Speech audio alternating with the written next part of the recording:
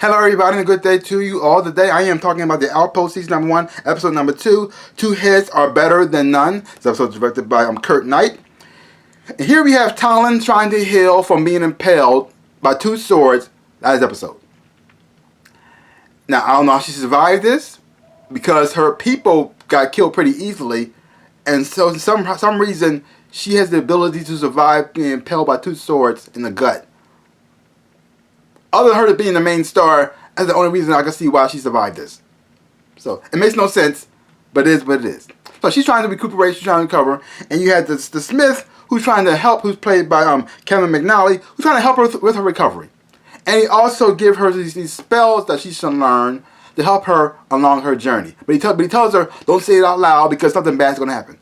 But you also, but through this, you find out something about the Black Bloods and why everybody wants to kill them.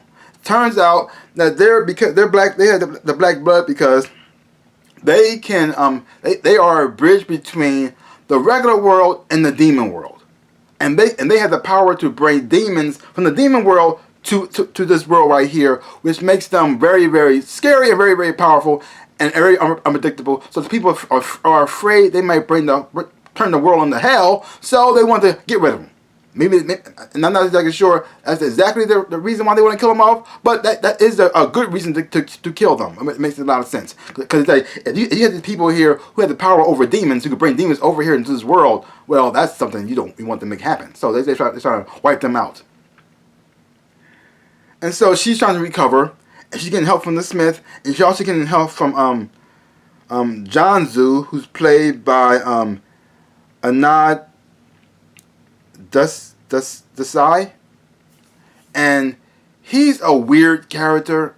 The thing is though, he seems like he's supposed to be a good guy and a very nice guy, but the way the actor portrays him, he's coming off very weird and creepy, and like you can't keep him like your children aren't safe around him. Like something about him seems off.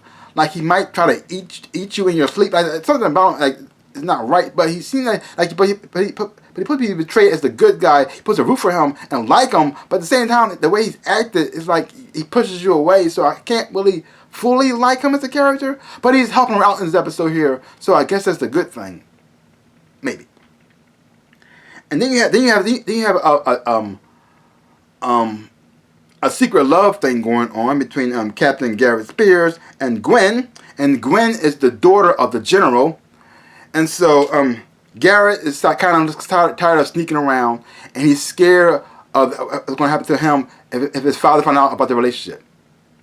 That he might either his father's going to get him killed, yeah, most likely that. And so he's trying to tell her like maybe we should back off a little bit, cause not only because he's scared of her father, but he also may have feelings for Talon, who he met in the previous episode, which kind of makes sense. I mean, if you compare the 2 girls together, you got Gwen, who seems kind of spoiled, always gets what she wants, and have not much of a care of the world. And then you have Talon, who seems interesting. She's a great fighter. She's a warrior. She's strong, independent, and also very beautiful as well. So you kind of see something in her that he doesn't see in her. So maybe he might be leaning more towards her as well. And then you have the Marshall Withers, who's trying to figure out who killed Magmore or Taru.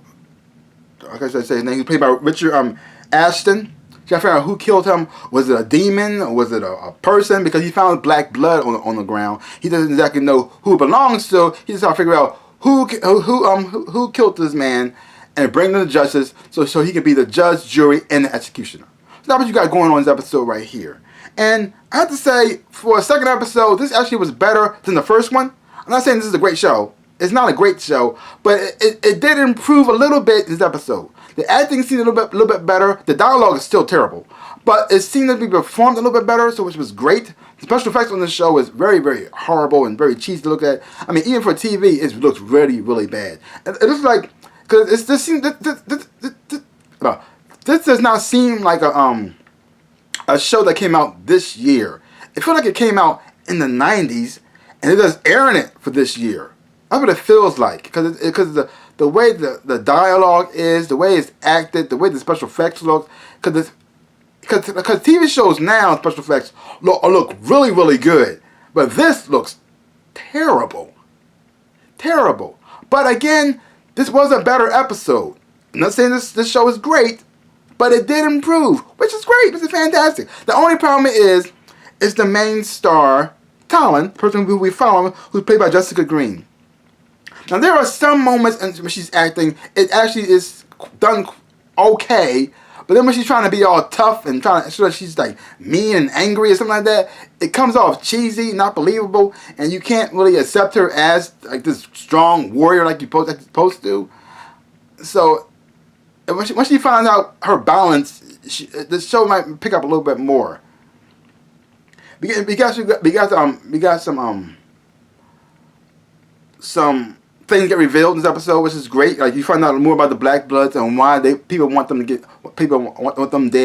You find out the Black Bloods are a bridge, have the power of a bridge between the regular world and the demon world, and they have the power to bring demons from their world into ours, which is really messed up and very, very scary. That these people have control over demons. They can pretty much use them to pretty much take over the world they want to, and so that makes them a threat and very scary, so people want to wipe them out. It makes perfect sense. Now, I'm not exactly sure if that's their reason, but that's a good enough reason for me to understand why they want this group of people to be dead.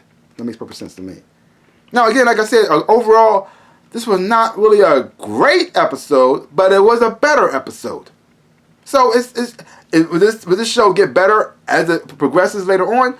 I don't know. Would this be the best it's going to get? That could be the possible way.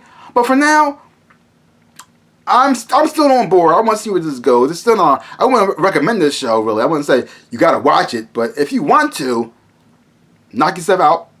Hopefully, you will enjoy it. Maybe you might like it more than me, or maybe you might think it's completely bat crazy suckage. Either way, it is what it is. So leave your comments down below and let me know what you thought about this episode of The Outpost. Are you on board? Do you think it sucks? Do you think it's a great show, or think it's just like Either who. Leave your comments down below. Well, that's pretty much all I gotta say about that. So give my channel a big like, hit the thumbs up, shabam, and subscribe to my channel and share. I really would appreciate it. So like I always say in my dreams and in my life, I am the Ninja Rabbit. Peace out, peoples.